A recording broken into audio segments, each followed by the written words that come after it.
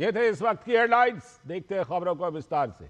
और आज सबसे पहले हम बात करने वाले हैं कि सदियों के घाव जो भरे हैं और जिस तरह गुलामी की मानसिकता से मुक्ति मिली है। बात पवित्र भूमि अयोध्या की, बात राम मंदिर की। अयोध्या भारत के प्राचीन नगरों में से एक, राम राज्य और भारत की आस्था और संस्कृति का प्रमुख केंद्र, लेकिन वर्षों तक अपनी पहचान के लिए संघर्ष करते करते आज अपने रामलला विराजमान की मौजूदगी से अपने विराट वैभव को अयोध्या ने फिर से पा लिया है। पीएम मोदी और आरएसएस प्रमुख मोहन भागवत ने राम जन्मभूमि मंदिर के शिखर पर भगवा ध्वज फहराया। यह ध्वज मंदिर निर्माण के पूरे होने का प्रतीक भी है। पीएम मोदी ने कहा, आज संपूर्ण विश्व राममय हो गया है, सदियों के घाव भरे हैं। पीएम ने कहा, यह धर्म ध्वज प्रेरणा बनेगा कि प्राण जाए पर वचन न जाए। यह धर्म ध्वज संदेश देगा कि कर्म प्रधान विश्व रचि राखा। यह धर्म ध्वज कामना करेगा कि बैर न विग्रह, आस न त्रासा, सुखमयता ही सदा सब आशा। राम भेद से नहीं, भाव से जुड़ते हैं। उनके लिए व्यक्ति का कुल नहीं, उसकी भक्ति महत्वपूर्ण है। उन्हें वंश नहीं, मूल्य प्रिय हैं। पीएम ने कहा, आज हम उसी भावना से आगे बढ़ रहे हैं। साथ ही पीएम ने कहा, पिछले 11 वर्षों में महिला, दलित, आदिवासी, वंचित, किसान, श्रमिक और युवा, हर वर्ग के विकास को केंद्र में रखा गया है। पीएम ने कहा कि मुझे बहुत खुशी है कि राम मंदिर का ये दिव्य प्रांगण भारत के सामूहिक सामर्थ्य की भी चेतना स्थली बन रहा है। यहां सप्त मंदिर हैं। यहां माता शबरी का मंदिर है, जो जनजातीय समाज के प्रेम भाव और आतिथ्य की प्रतिमूर्ति हैं। यहां निषाद राज है, जो उस मित्रता के साक्षी हैं जो साधन नहीं, साध्य को और उसकी भावना को पूजती है। रामनगरी अयोध्या ने एक बार अपनी भव्यता को लेकर दुनिया भर के श्रद्धालुओं को अपनी ओर आकर्षित किया है। रामलला विराजमान की प्राण प्रतिष्ठा के बाद हर साल यहां लगभग 2 से 3 करोड़ लोग पहुंच रहे हैं। विरासत से विकास का सूत्र भी अयोध्या से सीखा जा सकता है। पीएम मोदी ने कहा था कि अयोध्या के राम मंदिर प्राण प्रतिष्ठा समारोह ने हम सभी को एहसास कराया था कि कैसे देश अगले 1000 वर्षों के लिए तैयार हो रहा है। यानी भविष्य के भारत की सामूहिक चेतना का आदर्श भी राम मंदिर बना है। यह दौर भारत के सांस्कृतिक पुनर्जागरण का काल है। यह दौर समाज में कई अनिश्चितताओं और हीन भावना से समाज को मुक्त करने का काल है। लोग अपनी संस्कृति, अपने विरासत पर गर्व करते हैं। विरासत के साथ विकास के मूल मंत्र से अर्थव्यवस्था में भी काफी उछाल आया है। भारत के धार्मिक और सांस्कृतिक केंद्र प्रत्यक्ष और अप्रत्यक्ष रूप से 35 करोड़ लोगों को रोजगार मुहैया कराते हैं, जो केंद्र और राज्य सरकारों की कुल नौकरी से भी 10 गुना ज्यादा है। उत्तर प्रदेश के कई धार्मिक शहर तो देश में जीएसटी मामले में अग्रणी भूमिका निभा रहे हैं। तो इसी पर आंध्र प्रदेश के मुख्यमंत्री चंद्रबाबू नायडू ने भी कहा कि भारत की आर्थिक गतिविधि ने देश के मंदिरों का योगदान 6 लाख करोड़ रुपए है। चंद्रबाबू नायडू का मानना है कि मंदिर दर्शन और मंदिर शहरों की एक्टिविटीज देश के अन्य आर्थिक गतिविधि से मिले राजस्व से कहीं ज्यादा है। धर्म ध्वज पताका के शुभ अवसर पर सीएम योगी आदित्यनाथ ने कहा, यह एक नए युग का शुभारंभ है। अयोध्या बदहाली का शिकार हो गया था, आज अयोध्या में हर दिन नया पर्व है। अयोध्या वैश्विक उत्सवों की राजधानी है। तो वहीं संघ प्रमुख मोहन भागवत ने कहा कि हम आज एक ऐतिहासिक क्षण के गवाह बने हैं। कितने लोगों ने आज के दिन के लिए सपना देखा था और अपने प्राण अर्पण कर दिए थे। आज उनकी आत्मा तृप्त हुई होगी। ये राम राज्य का ध्वज है जो कभी अयोध्या में फहराता था, आज अयोध्या राम राज्य को साकार होते देख रहा है। कहते हैं, राम ने राजकुमार के रूप में जंगल प्रस्थान किया था, लेकिन मर्यादा पुरुषोत्तम राम के रूप में अयोध्या लौटे थे।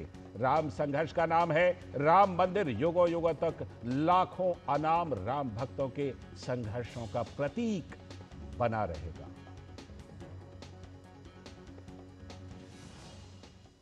तो इस पवित्र अवसर पर प्रधानमंत्री नरेंद्र मोदी ने इस विरासत के बारे में क्या कुछ कहा, आइए देखिए।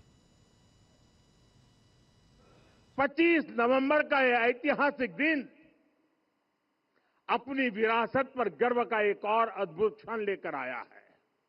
इसकी वजह है धर्म ध्वजा पर अंकित कोविदार वृक्ष। ये कोविदार वृक्ष इस बात का उदाहरण है कि जब हम अपनी जड़ों से कट जाते हैं तो हमारा वैभव इतिहास के पन्नों में दब जाता है। साथियों, जब भरत अपनी सेना के साथ चित्रकूट पहुंचे तो लक्ष्मण ने दूर से ही अयोध्या की सेना को पहचान लिया। ये कैसे हुआ? इसका वर्णन वाल्मीकि जी ने किया है। और वाल्मीकि जी ने क्या वर्णन किया है? उन्होंने कहा है, विराजित उद्गत स्कंधम कोविदार ध्वजः रथे। लक्ष्मण कहते हैं, राम, सामने जो तेजस्वी प्रकाश में विशाल वृक्ष जैसा ध्वज दिखाई दे रहा है, वही अयोध्या की सेना का ध्वज है। उस पर कोविदार का शुभ चिन्ह अंकित है। साथियों, आज जब राम मंदिर के प्रांगण में कोविदार फिर से प्रतिष्ठित हो रहा है, यह केवल एक वृक्ष की वापसी नहीं है, यह हमारी स्मृति की वापसी है, हमारी अस्मिता का पुनर्जागरण है, हमारी स्वाभिमानी सभ्यता का पुनः उद्घोष है। कोविदार वृक्ष हमें याद दिलाता है कि जब हम अपनी पहचान भूलते हैं तो हम स्वयं को खो देते हैं, और जब पहचान लौटती है तो राष्ट्र का आत्मविश्वास भी लौट आता है। और इसलिए मैं कहता हूं, देश को आगे बढ़ना है तो अपनी विरासत पर गर्व करना होगा। साथ ही प्रधानमंत्री नरेंद्र मोदी ने अयोध्या में सरयू तट पर स्थित सप्त मंदिर में पूजा अर्चना की और क्या कुछ इस पर कहा, आइए देखते हैं। कि राम मंदिर का दिव्य प्रांगण भारत के सामूहिक सामर्थ्य की भी चेतना स्थली बन रहा है। यहां सप्त मंदिर बने हैं। यहां माता शबरी का मंदिर बना है, जो जनजातीय समाज के प्रेम भाव और आतिथ्य परंपरा की प्रतिमूर्ति है। यहां निषादराज का मंदिर बना है। ये उस मित्रता का साक्षी है जो साधन नहीं, साध्य को, उसकी भावना को पूजती है।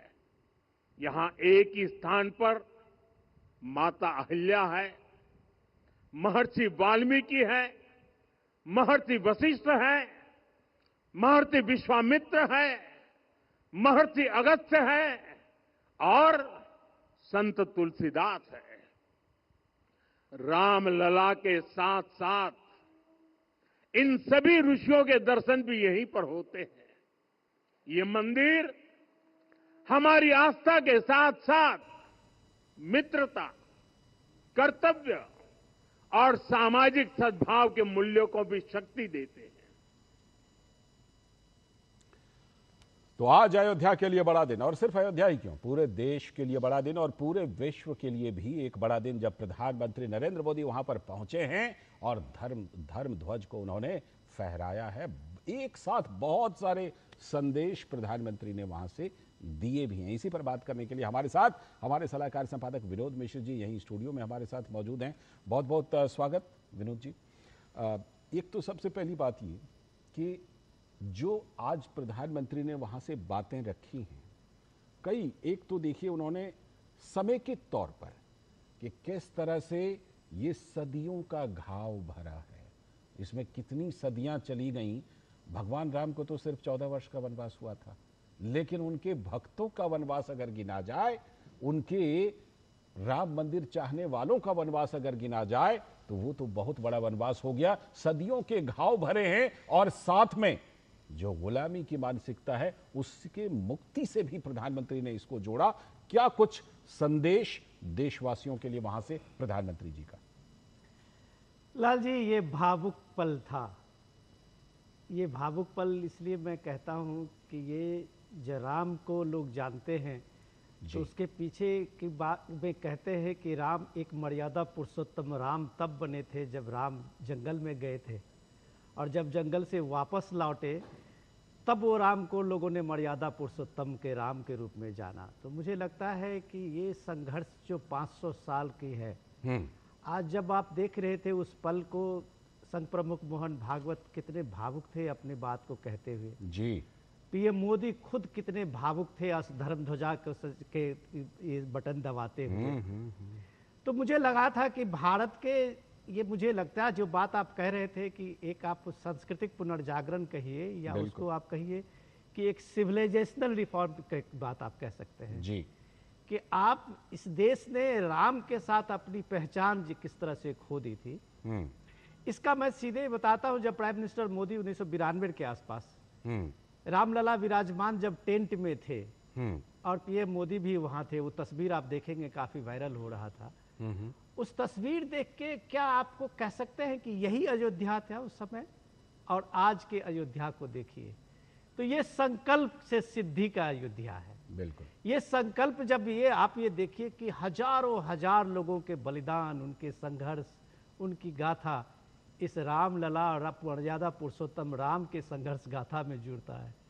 ये संघर्ष आप देखिए कि कितने लोग, अनाम लोग जिनके के नाम की चर्चा नहीं है। आज जब प्राइम मिनिस्टर मोदी बात कह रहे थे या संघ प्रमुख मोहन भागवत जब बता रहे थे, तो आप उसमें देखिए कि उस तमाम जो अनाम लोग थे, राम भक्त थे, उनके सपनों को साकार होते हुए जब आप देख रहे हैं तो आप कहते हैं कि ये सामाजिक चेतना का ये आंदोलन एक मूर्त रूप लिया था। तो कैसे एक सांस्कृतिक पुनर्जागरण की शुरुआत हुई है इस देश में।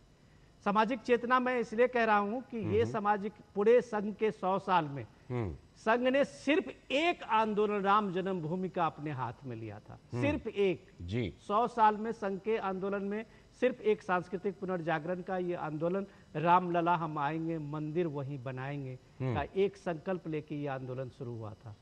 और जब आप आज अयोध्या में ये धर्म ध्वजा देखते हैं और दुनिया के लोग देखेंगे, तब उस संकल्प को याद करेंगे, उस संघर्ष को याद करेंगे, उस कुर्बानी को याद करेंगे जो आज राम से अयोध्या ही नहीं पूरे विश्व में एक इस तरह की चीजें साबित हुई है कि अपनी विरासत, अपनी पहचान का वो संघर्ष एक देश में एक पुनर्जागरण के रूप में लौटता है। तो देश का मनोबल, देश का विश्वास किस रूप में बढ़ता है, जो पीएम मोदी कह रहे थे। मैं अपने यहाँ के बहुत बड़े बड़े लोगों का नाम तो नहीं लूँगा, लेकिन उन्होंने पूछा था कि इस अयोध्या में ये वर्ग कहाँ है, वो वर्ग कहाँ है, इधर के लोग कहाँ हैं, उधर के लोग कहाँ हैं।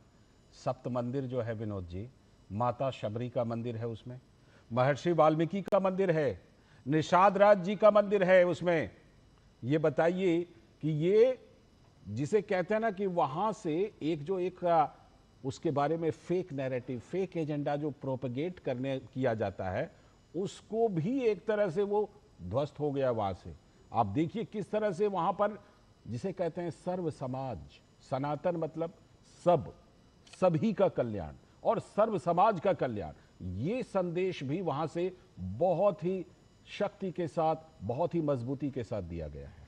लाल जी, अब सीधे सीधे इस बात को अगर आप इस तरह से समझें कि वो लोग वो हैं जिनके नैरेटिव में आप राम को नकारते हैं, इस देश की पहचान को नकारते हैं, इस देश की सभ्यता और संस्कृति को नकारते हैं, इस देश में आप अयोध्या जैसे महानगरी को नकारते हैं, तब आप ये बात करते हैं जी। क्योंकि जो लोग राम को जानते हैं वो राम का मतलब एक समता मूलक समाज का प्रतिनिधित्व करने वाला राम होता है। बिल्कुल। राम अल्लामा इकबाल के भी इमाम हैं, राम रहीम के भी राम है, राम कबीर के भी राम हैं।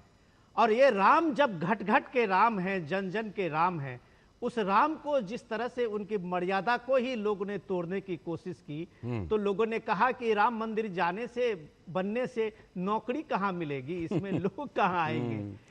तो आज पीएम मोदी ने लोगों से अपील की है कि आप रामलला विराजमान के दर्शन में राम मंदिर आएं, तो ये सप्त मंदिर जरूर जाएं जी। और सप्त मंदिर जाने का महत्व ये है कि जहां पे आप माता सबरी के मूर्ति देखेंगे जी, जहां आप निषाद राज को देखेंगे, जहां आप महर्षि वाल्मीकि को देखेंगे, आपको ये सारे लोगों, आप सारे ऋषियों और संतों में अपने अपने भाव दिखेगा।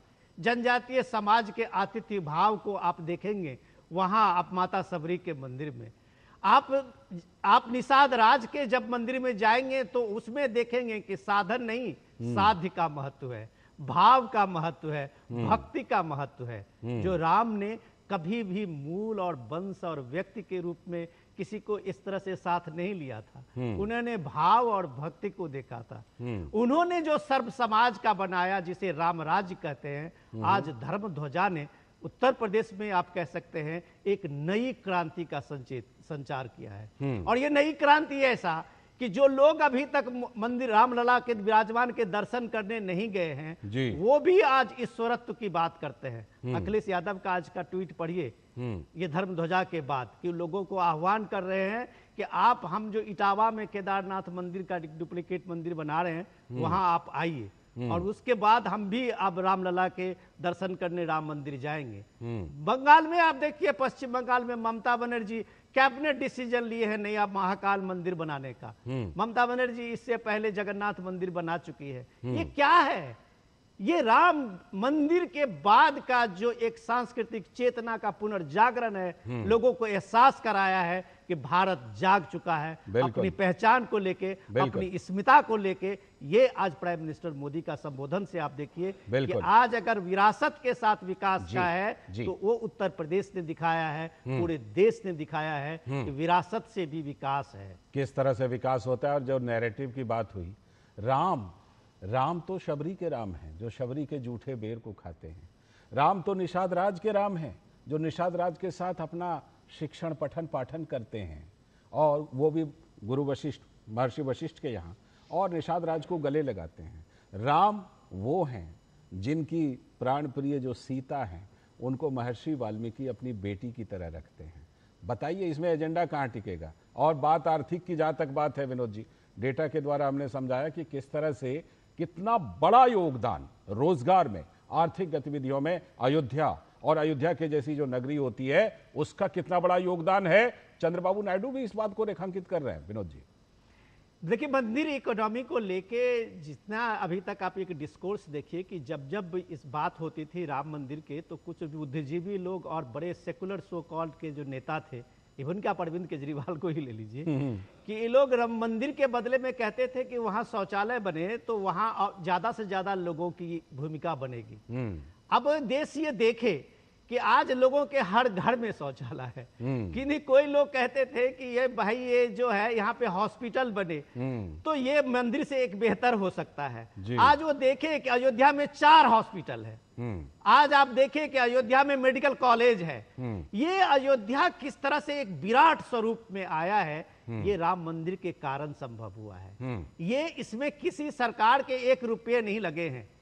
ये उन सारे लोगों का, इस देश के, पूरी दुनिया के जो भक्त हैं, उनके एक एक पैसे से इतनी भव्यता अयोध्या की लौटी है।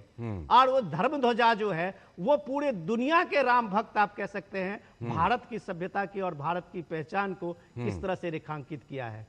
तो यही आज अगर आप कह सकते हैं कि अगर रोम में लोग जाते हैं, एक यूनिट मानते हैं कि ये पोप की जगह है, तो आने वाले समय में राम इस देश के आस्था के केंद्र है, तो अयोध्या वो बन रहा है। अयोध्या राजधानी है। यही बात सीएम योगी तो अभी कह रहे थे कि कल की अयोध्या तो आपने देखी होगी, और आज की अयोध्या जाके देखिए कि आपको इस विराटता को किस तरह से देखते हैं जी। एक अयोध्या में अगर आप 3 लाख से लोग प्रतिदिन आते हैं, फुटप्रिंट है लाल जी, तो आप सोचिए कि उस वहां की इकोनॉमी के क्या है। बिल्कुल, आप सोचिए कि मंदिर के पूजा के और सारे गतिविधि से जितने भारत के सांस्कृतिक केंद्र और धार्मिक केंद्र हैं, वहां जितने एम्प्लॉई हैं, प्रत्यक्ष और अप्रत्यक्ष रूप से रोजगार पाते हैं, क्या कोई सरकारी सेक्टर में या कोई बड़े इंडस्ट्री सेक्टर में क्या इतने लोगों को आप देखे होंगे? महाकाल कॉरिडोर देख लीजिए, या आप बनारस का काशी विश्वनाथ कॉरिडोर देख लीजिए, 4 धाम यात्रा को देख लीजिए, आप ये जितने इस 11 साल के इस दौर में बने हैं। तो जो लोगों को नहीं देखना है और जिनको सिर्फ नैरेटिव बनाना है वो बनाए, लेकिन भारत ने आज अपनी पहचान बनाई है। भारत ने आज अपने सांस्कृतिक पुनर्जागरण के संकल्प को इस धर्म ध्वजा से जोड़ा है। तो आप कह सकते हैं कि ये नया भारत है जो विरासत के साथ अपने विकास के संकल्प को सिद्धि पाए। बिल्कुल, अयोध्या का यही संदेश है और यह संदेश पूरे देश के लिए है, पूरे विश्व के लिए है। शुक्रिया विनोद जी, लेकिन अभी आप जुड़े रहिएगा क्योंकि उधर कर्नाटक में बहुत कुछ चल रहा है। बहुत बड़ी ज़बरदस्त उठापटक है कुर्सी को लेकर के, क्योंकि राम को तो कुर्सी से 14 साल के लिए वनवास दिया गया था, बाद में कुर्सी मिल गई थी। कर्नाटक में कुर्सी को लेकर बड़ा ज़बरदस्त खेला चल रहा है। इस पर खास चर्चा करेंगे खास मेहमानों के साथ एक ब्रेक के बाद।